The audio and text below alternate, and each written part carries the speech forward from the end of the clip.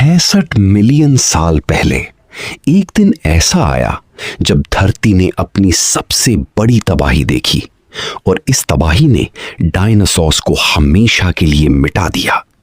पर सवाल ये है, आखिर हुआ क्या था उस दिन? क्या ये एक एस्टेरॉयड था या कुछ और भी ज्यादा खतरनाक? साइंटिस्ट्स कहते हैं एक 10 किलोमीटर बड़ा पत्थर स्पेस से सीधा धरती टकराया, जिसकी टकरार इतनी पावरफुल थी कि पूरी धरती हिल गई। आसमान आग से भर गया और जमीन जलने लगी। दिन रात में बदल गया और सूरज महीनों तक दिखना बंद हो गया। और फिर एक एक करके डायनासोर्स मरने लगे। पर सच अभी भी पूरा सामने नहीं आया है। जब एस्टेरॉयड धरती से टकराया, उसका असर सिर्फ एक जगह तक सीमित नहीं था। इस टकराव ने हजारों किलोमीटर तक सब कुछ मिटा दिया। और फिर समुंदर भी शांत नहीं रहा। एक ऐसी सुनामी आई जो पहाड़ों से भी ऊंची थी। जो रास्ते में आया सब बह गया। जमीन फटने लगी और लावा बाहर निकलने लगा। आसमान से आग बरस रही थी। हर तरफ सिर्फ चीखें और तबाही थी। और फिर एक अजीब खामोशी छा गई। पर असली खतरा अभी शुरू हुआ था। इम्पैक्ट के बाद धरती पर एक ऐसा अंधेरा छा गया जैसा कभी पहले नहीं देखा गया। सूरज की रोशनी महीनों तक धरती तक पहुंच ही नहीं पाई। टेम्परेचर अचानक गिर गया और धरती ठंडी होने लगी। जंगल जो कभी जिंदा थे अब सूखने लगे। फोटोसिंथेसिस रुक गया और पौधे मरने लगे। और जब पौधे खत्म हुए तो फूड चेन टूट गई। जो शिकारी थे उनके पास भी शिकार नहीं बचा। जिंदगी धीरे धीरे खत्म हो रही थी। और फिर आसमान से एक और खतरा गिरा, एसिड रेन, जो जिंदा बचे कुछ को भी नहीं छोड़ने वाली थी। हवा का प्रेशर इतना बढ़ गया कि सांसें लेना मुश्किल हो गया। कई डायनासोर्स शॉकवेव से सीधे हवा में उछल गए। जमीन इतनी जोर से हिली कि पेड़ जड़ से उखड़ गए। कई डायनासोर्स गिरते हुए पेड़ों के नीचे दब गए। हवा में इतनी गर्मी थी कि कुछ जगहों पर जानवर जिंदा जलने लगे। छोटे डायनासोर्स अपने बिलों में छुपने की कोशिश कर रहे थे, पर जमीन के अंदर भी सुरक्षा नहीं थी। समुंदर के पास रहने वाले डायनासोर्स पानी के साथ बह गए। आसमान से गिरते पत्थर गोलियों की तरह लग रहे थे। हर तरफ सिर्फ बचने की कोशिश थी।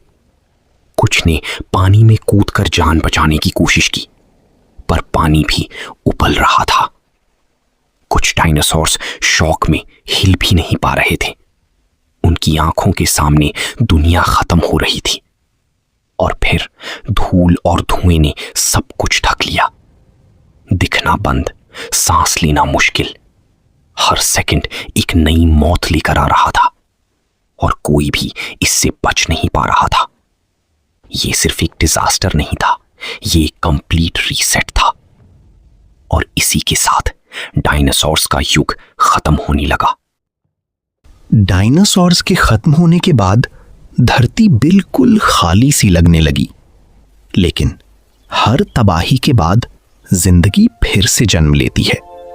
और इस बार धरती पर राज करने वाले जायंट क्रीचर्स नहीं थे, बल्कि छोटे कमजोर दिखने वाले मैमल्स थे, जो पहले डायनासोर्स के डर से छुप कर रहते थे। अब वही धरती के नए वारिस बनने वाले थे।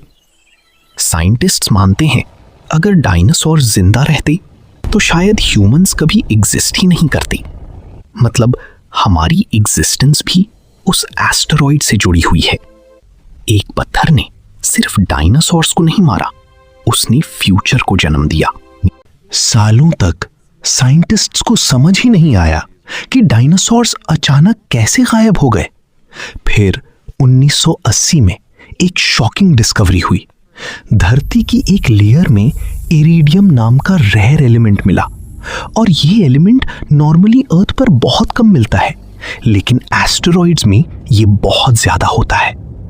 तब साइंटिस्ट्स को समझ आया कि डायनासोर्स की मौत स्पेस से आई थी। और फिर मेक्सिको में एक और शॉकिंग चीज मिली, एक जायंट क्रेटर जो लगभग 180 किलोमीटर चौड़ा था। यही था वो एग्जैक्ट जगह जहां एस्टेरॉयड टकराया था। पर एक सवाल आज भी साइंटिस्ट्स को परेशान करता है। सबसे बड़ा सवाल ये था, क्या डायनासोर्स सच में पूरे खत्म हो गए थे? क्योंकि कुछ साइंटिस्ट्स कहते हैं डायनासोर्स का एक हिस्सा बदल गया था, और इसी थ्योरी ने बर्ड्स और डायनासोर्स के बीच एक नया रिश्ता दिखाया। आज के बर्ड्स दरअसल उन्हीं एंशिएंट रेप्टाइल्स के डिसेंडेंट्स हो सकते हैं। साइंटिस्ट्स ने फॉसिल्स में फेदर्स जैसे साइंस भी डिस्कवर किए। ये सुनकर दुनिया हैरान रह गई। क्या छोटे डायनासोर्स धीरे धीरे बर्ड्स में बदल गए थे? अगर हाँ, तो फिर आज आसमान में उड़ने वाले पक्षी उनकी ही निशानी है।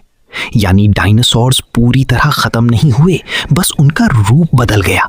और यही बात इस कहानी को और भी ज्यादा शॉकिंग बना देती है। डायनासोर्स के फॉसिल्स मिलने के बाद साइंटिस्ट्स के दिमाग में एक डेंजरस सवाल आया, क्या डायनासोर्स को दोबारा जिंदा किया जा सकता है?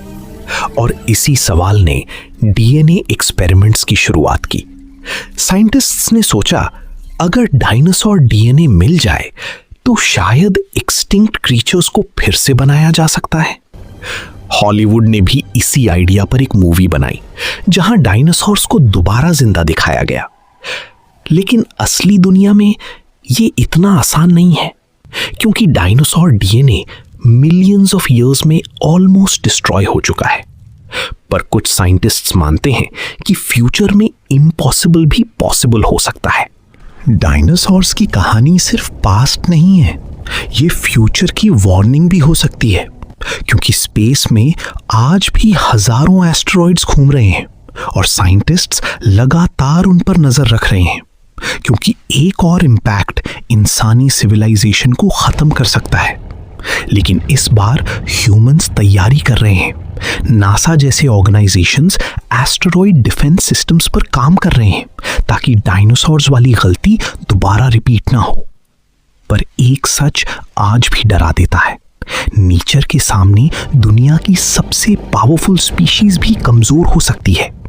66 मिलियन साल पहले एक एस्टेरॉइड ने डायनासोर्स का युग खत्म कर दिया, और शायद एक दिन हिस्ट्री फिर से रिपीट हो सकती है।